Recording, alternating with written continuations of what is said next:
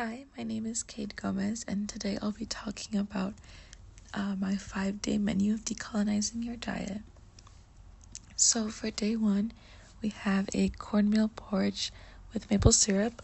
Corn has been a cornerstone of indigenous diets for thousands of years, paired with maple syrup, harvested from sugar maple trees like the Hadenensis. This dish reflects a balance of nutrition sustainability. For lunch, there's corn and bean soup with squash. This soup showcases the Three Sisters' agricultural harmony. Corn, beans, and squash complement each other both nutritionally and ecologically. For dinner, it's grilled fish with wild rice. Freshwater fish and wild rice were staples for Great Lakes tribes, cooking fish on cedar planks not only flavors the dish, but also honors traditional methods of sustainable fishing. For day 2, for breakfast, there's sofki, and that is a fermented corn dish and highlights the southeastern tribes' ingenuity in preserving food while enhancing its digestibility. For lunch, there's corn, blueberry, and wild rice salad. Blueberries, widely foraged by the northern eastern tribes, were often dried for 1 year-round use. This salad pairs the sweetness of blueberries with the nutty flavor of wild rice. And for dinner, there's chati squash with tomato and green chilies. These ingredients, cultivated by Mesoamerican civilizations, reflect the agricultural expertise passed down through generations. For day 3, breakfast is hidasta stuffed sugar pumpkin. The Hidasta people cultivated pumpkins and squash as part of their agricultural tradition. Stuffing them with wild rice and gammon meat demonstrates their resourcefulness and adaptability. For lunch, there's summer fried squash blossoms. Indigenous communities used every part of the squash plant, including the blossoms, showcasing a zero-waste approach to food. For dinner, there's venison stew.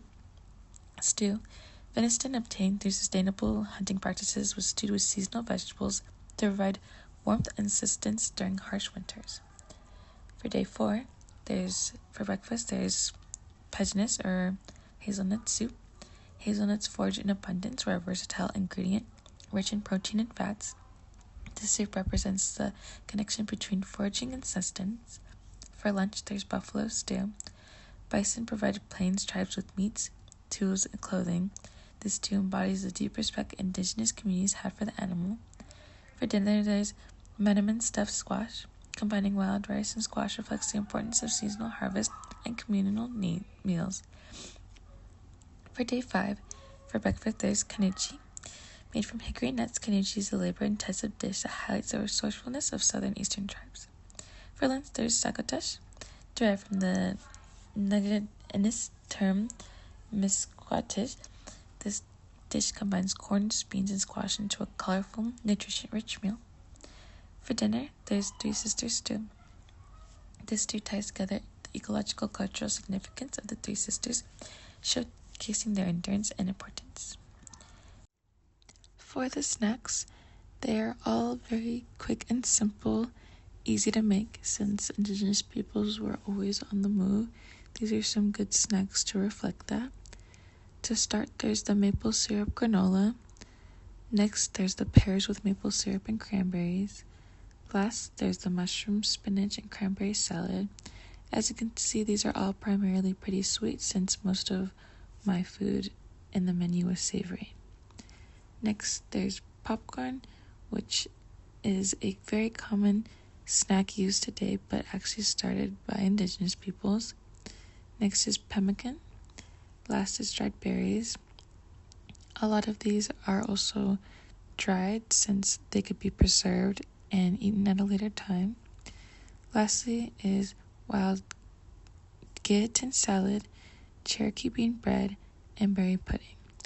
All of these use similar ingredients found on the land, such as fruits and vegetables.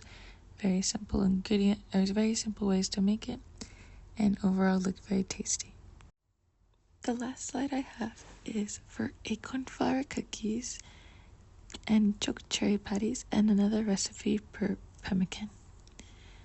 Overall, I hope that these recipes encourage you to try more indigenous foods, and while they are very simple, not all of the ingredients are readily available, so you can support Indigenous small businesses to get those resources. Thank you.